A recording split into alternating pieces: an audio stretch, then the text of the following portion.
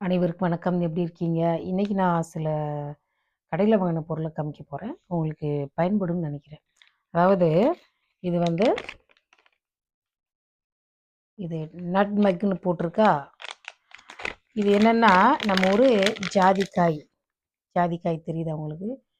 இத வந்து என்ன செய்யணும், ஒரு இது வந்து ஸ்கின் ப்ராடக்ட்டு. பால் அல்லது தண்ணிய விட்டு நல்லா கல்லுல உரசி, முகத்துல பரு பரு வந்து இந்த தழும்பு இருக்கு இல்லையா? கருப்பா இருக்கும் இல்லையா? அந்த இடத்துல அப்ளை பண்ணுவாங்க. 2வது வந்து மங்கு இருந்துச்சுன்னா, மங்கு எங்க வரும்னா, இங்க இந்த இடத்துல வரும். ரொம்ப கலரா இருக்கிறவங்களுக்கு மங்கு வந்து நான் பார்த்துருக்கேன். அ அந்த மங்குக்கு இத போடுவாங்களாமா. இது வந்து ஜாதிக்காய். சரியா? சாதாரணமாவே இத நல்லா பேஸ்ட் மாதிரி பண்ணி முகத்துக்கு அப்ளை பண்ணா ஸ்கின்னுக்கு நல்லது. இது இது மேற்கொண்டு என்ன பயன் இருக்குன்னு நீங்க தெரிஞ்சுக்கோங்க. சரியா? இத நான் அந்த பேரெல்லாம் கமெண்ட்ல பின் பண்ணி விடுறேன். நீங்க கடையில போயிட்டு நீங்க பார்த்துக்கோங்க. ஏன்னா, எல்லாமே வந்து ஹிந்தி பேரு. சரியா? அடுத்து வந்து ஆஸ்திரேலியாவுல இருக்கிற சியக்காவ பாருங்க. சியக்கா சியக்காவுல சொல்றதுக்கு ஒண்ணும் இல்ல. 100 கிராம் தான் இருக்கு. 100 கிராம் பாக்கெட் தான். அதுக்கு மேல கிடையாது. அடுத்து வந்து முக்கியமான ஒரு விஷயம். எங்க வீட்ல எப்பவும் சொல்லுவாங்க. எங்க அம்மா. அ எங்க அம்மாவுக்கு வந்து இலக்கியத்தில ரொம்ப தமிழ் படிக்கிறதுல ரொம்ப இன்ட்ரெஸ்ட்டு. அவங்க தமிழ் ஆசிரியர் சொன்னாராமா. "திரி கடுகம் அப்படின்னா சுக்கு, மிளகு, திப்பிலி. அப்படின்னு திப்பிலின்னு ஒண்ணு இருக்குதாம்." அப்படின்னு எங்க அம்மா சொல்லிக்கிட்டே இருந்துட்டு போயாச்சு. நான் தான் முதல் தலைமுறை பட்டதாரி மாதிரி, முதல்ல திப்பிலிய நான் பார்த்துருக்கேன். கண்ணாலே நான் முதல் தடவ பார்த்துருக்கேன்னு வச்சுக்கோங்களேன். இங்க பாருங்க. இதான் திப்பிலி. திப்பிலிக்கு என்ன பேர் போட்டிருக்காங்க? பிப்பலி. Long pepper. இது வந்து ஒரு ஃப்ளவர். இருங்க நான் இதுதான் முதல் தடவ நான் வந்து வாங்கி, நானே கண்ணார பார்க்குறேன். இதான் திப்பிலியா அப்படின்னு. போன வாரம் பார்த்தேன். சரி உங்ககிட்ட காமிக்கணும்னு வாங்குனேன். தெரியுதா? ஒரு மாதிரி ஃப்ளவர் தான். ஆம், எப்படி இருக்கு? க இது வந்து காராச்சேவு மாதிரி இருக்கு. ஆனா ஒரு லைட்டா ஒரு சொர சொரப்பா ஒரு ஃப்ளவர். கேமரால எப்படி தெரியுதுன்னு தெரியல. இதுதான் திப்பிலி. சரியா? இது உங்களுக்கு தெரியும் இல்லையா? ஆ ஜிஞ்சர். Try ginger. இதுவும் 100 கிராம் தான் கிடைக்கும். அடுத்து இன்னொரு ப்ராடக்ட் என்னன்னா, வீடியோல சொட சொடன்னு சவுண்டு வரும். பேப்பர் சவுண்டு கோவிச்சுக்காதீங்க. இது வந்து கடுக்காய். கடுக்காயோட ஹிந்தி பேர் தான் வந்து ஹர்டி. நம்ம நிக்கல்சன் ரோட்ல கேனிங் வேல்ல ஒரு கடை இருக்கு இல்லையா? India grocery. அங்க வேலை செய்றவரு கோயம்புத்தூர்ல வேலை செஞ்சவராமா. அவருக்கு தமிழ் தெரியும். அவர் எப்பவுமே இங்க பாருங்க, அவர நான் வந்து அண்ணான்னு சொல்லுவேன். அவர் என்ன அக்கான்னு கூப்பிடுறாரு. இப்போ நம்ம ஊரு அதாவது அவங்க சொந்த லாங்குவேஜ்காரங்கன்னா, நான் வந்து அண்ணான்னு கூப்பிட்டா, அவங்க அந்த ஆண் எப்படி நம்மள கூப்பிடுவாங்கன்னா, போம்மா, வாம்மான்னு சொல்லுவாங்க. நான் அண்ணான்னு சொன்னா, அவர் என்ன அக்கான்னு கூப்பிடுறாரு. ஏன்னா, அவருக்கு தெரியல. எப்படி நம்ம ஊருக்குள்ள பேசுவோன்ட்டு. அ அதனால ஒண்ணும் தப்பு கிடையாது. ஹார்டி ஹோல் இது வந்து என்னன்னா, இது வந்து அதோட தோல்லாம் எடுத்துட்டு வச்சிருக்காங்க. சரி இதையும் கட் பண்ணி பார்த்துருவோமா? சரி சிசர கீழ போட்டேன். இருங்க.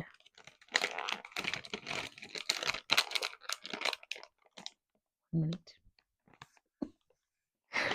சிசர கீழ வச்சுட்டேன்.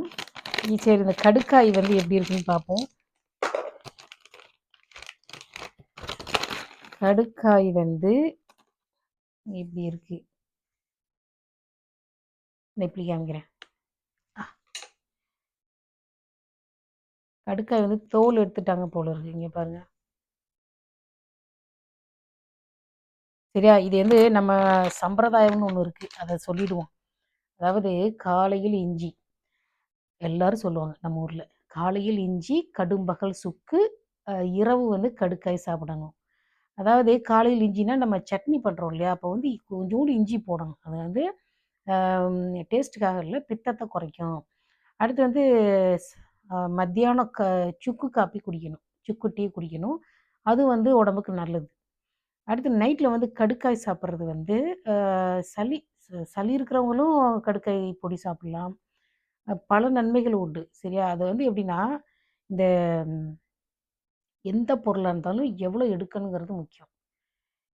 இந்த சுக்கு மிளகு திப்பிலிய மட்டும் நான் முதல்ல சொல்றேன். அதாவது ஈக்குவல் குவான்டிட்டி. இப்ப 10, 10 கிராம் ஒரு 50, 50 கிராம்னு வச்சுக்கோங்க.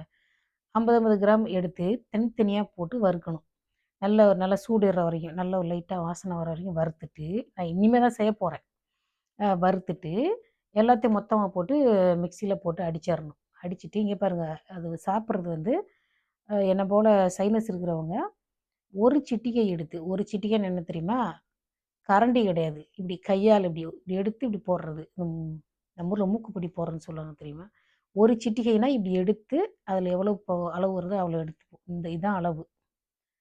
எப்படி சொல்றது? பிஞ்ச் ஆஃப் சால்ட் அந்த மாரி இப்படி இப்படி எடுத்து இப்படி போடுறது தான் வந்து சிட்டிகை. இந்த சிட்டிகை கொஞ்சம் போட்டுட்டு, அதில கொஞ்சம் தேன் கலந்து சாப்பிடணும். அந்த கபம்னா, சளி தொல்லை இருக்கிறவங்க. கபம்னா சளி. அ சைனஸ் இந்த மாரி இருக்கிறவங்க. இந்த கடுக்காய் பொடிய என்ன பண்ணணும்னா, அதுவும் வந்து குட்டியோண்டு எடுத்து, நல்ல சுடு தண்ணீல போட்டு, நல்லா இது பண்ணி, நல்ல சுடு தண்ணீல போட்டு, நைட்ல குடிச்சு கொஞ்சமா குட்டியோண்டு எடுத்து, ஒரு 1 கிராம், 2 கிராம் அப்படின்றாங்க. பார்த்துட்டு தான் சொல்றேன். இத நைட்ல வந்து குடிச்சிட்டு தூங்கணும். இது வந்து உடம்புக்கு நல்லது.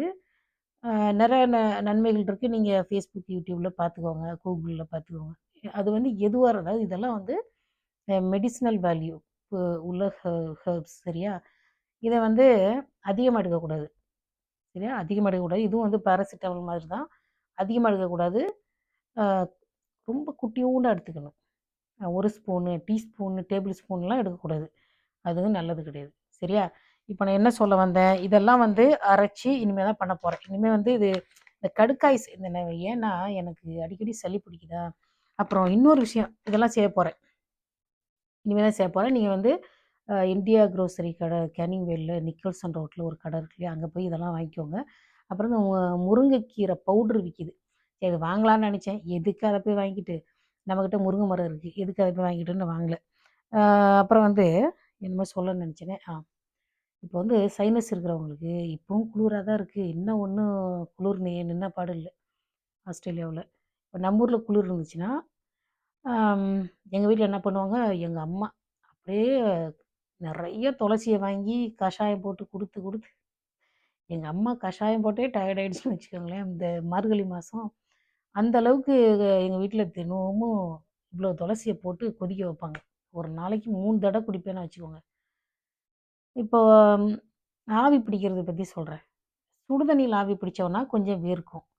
அப்புறம் சிலர் என்ன பண்ணுவாங்க, இந்த விக்ஸ் இருக்கு இல்லையா? எங்க வச்சிருந்தேன். விக்ஸ் வேப்பரப்ன்னு இருக்கு. அந்த பாக்ஸ்ல அது ஒரு கழும்பு மாரி இருக்கும் இல்லையா? அத சுடு தண்ணீல போட்டு அத ஆவி பிடிப்பாங்க.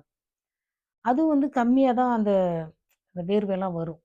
அம் நான் Facebookல பார்த்த ஒரு விஷயம், அது சூப்பரா வேலை செய்யுது. நல்ல சுடு தண்ணி கொதிக்கிறப்போ, இந்த மெக்சிகன் மின்ட் இருக்கு இல்லையா? நம்ம ஊர் பேரு வந்து கற்பூரவள்ளி. அந்த கற்பூரவள்ளி இலைய பிச்சு போட்டு, அது அப்படியே நல்லா அந்த தண்ணி கலர் மாறுது. அந்த கலர் மாறுன உடனே நீங்க அத போயிட்டு ஆவி பிடிங்க. முகத்துல இருக்கிற தண்ணி எல்லாம் வந்துருது. உண்மையிலே ஆச்சரியமா இருக்கு. இங்க பாருங்க, சாதாரண இந்த நான் விக்ஸ் ஏன் போடுறதில்லன்னா, அத திருப்பி கழுவுறது ரொம்ப கஷ்டமா இருக்கும். அதில வேற எதுவும் சமைக்கிறதுக்கு ரொம்ப திருப்பி, திருப்பி, திருப்பி நான் கழுவிக்கிட்டே இருப்பேன். ஏன்னா, அது வாசனை இருக்கும். அது உடம்புக்கு ஏதாவது ஆயிடும்ன்ட்டு.